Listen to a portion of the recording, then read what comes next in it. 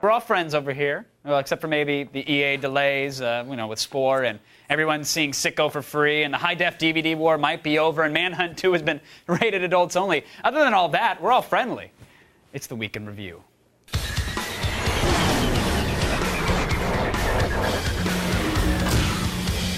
right, my guests tonight are resident film expert Chris Gore is here, and Rebecca Swanner, senior editor for gaming over at Penthouse Magazine. Their July issue is on newsstands now. Quite the page-turner, by the way, if I may add. All right, let's get into it. Week in Review time. Rumor turned to a sad truth this week when it was announced that Spore has been delayed indefinitely. Now, Rebecca, delays are nothing new, but a potential 2-year pushback, that's kind of harsh, right? I mean, what's Will Wright and EA, what are they doing? I think it's totally harsh. I mean, it's 2 years is a long time. We've been waiting for this game since what, 2000? Yeah. I don't know. I mean, I think that if they want to release it on the console and they want to release it all at one time, then that's probably a good marketing push for them. And I think it's it's like the perfect game for the Wii.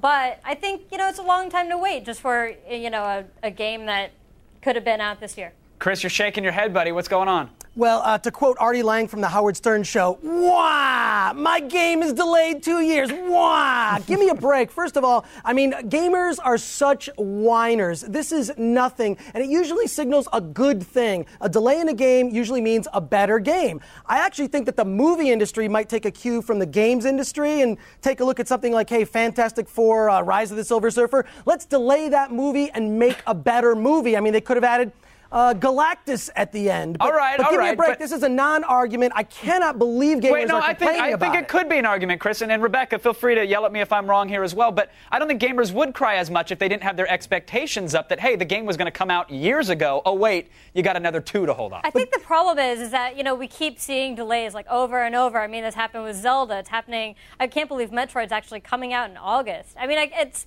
the fact that we're getting so used to these delays is just getting really tiring as a gamer. I say big deal. I mean, you wait. When you get it, you'll love it, and you'll stop complaining. All right. Just say big deal the guy who blew his life savings on the Alienware machine this year, hoping he was going to play Spore, which will be outdated and underpowered when it finally comes out. But we'll move on. Absolutely true. It happened with me in Half-Life 2. But all right, there you go. I'm just going to cry alone again.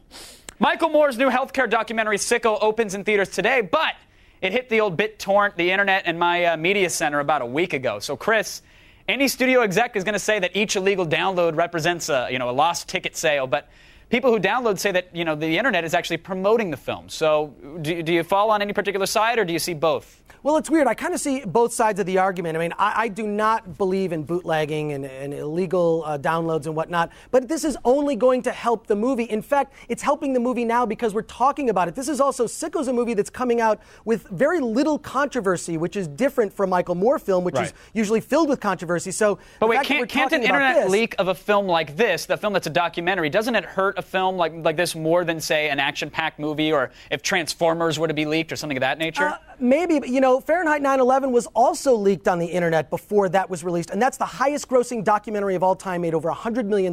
I don't think it's going to affect it. If anything, I think Michael Moore, the reason Michael Moore has been quoted as saying he actually doesn't mind it is because it's promoting his agenda. It's helping to get the agenda out, which is to revamp healthcare in America. I really think that making money for that kind of film is secondary. Rebecca, Michael Moore's. I think you're right. I have to agree with Michael Moore. I think the whole point of this message, it's not a blockbuster. The whole point of getting downloads that you get to get the message out. You get to get everyone you can to see this movie and get his agenda across.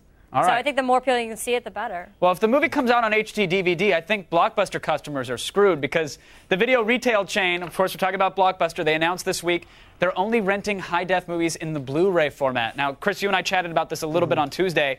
Is this a huge blow for HD DVD?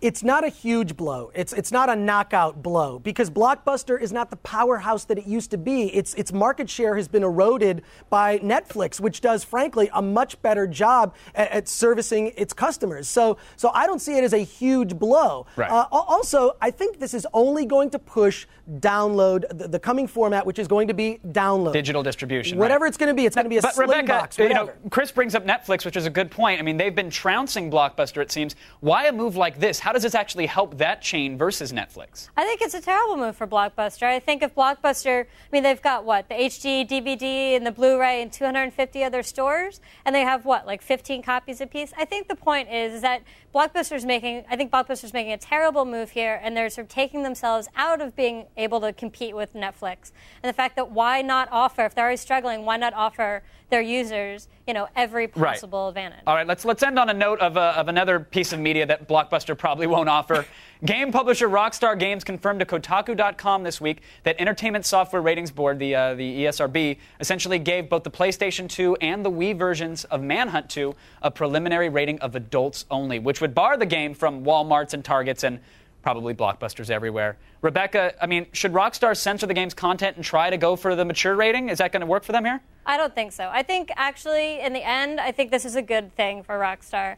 It sounds like a terrible idea right now. It's definitely going to hurt sales in the beginning. But I think that this will allow them to have the game they want, and they won't have to deal with controversy later like they did with Grand Theft Auto when, kids were getting a hold of mature titles. Right. Chris, how do you feel about yet another media group censoring content that was clearly intended for mature audiences? Well, they're not censoring it per se, but they're keeping it out of certain retailers. But I think that this is an opportunity for Rockstar to do something different and create a special adults-only edition of the game, which I would love to see. I think this, video games are constantly restrained by having to, appeal to basically 14-year-old guys or people who act like 14-year-old guys. So I'd love to see a special edition. There's 3 different versions of Halo 3 coming out. Let's have one of them be R-rated. I don't really know how you can get away with, though, having a mature... I've seen Manhunt 2 and played Manhunt 2, and I don't really know how you can get away with having, a mature rating for that, considering you're smashing the guy's, the back of a guy's head with a sledgehammer. Aliens with purple blood. Done. The kids are going to love it. I want to thank my guests, Chris and Rebecca, for joining us. Thanks you guys Kevin. so much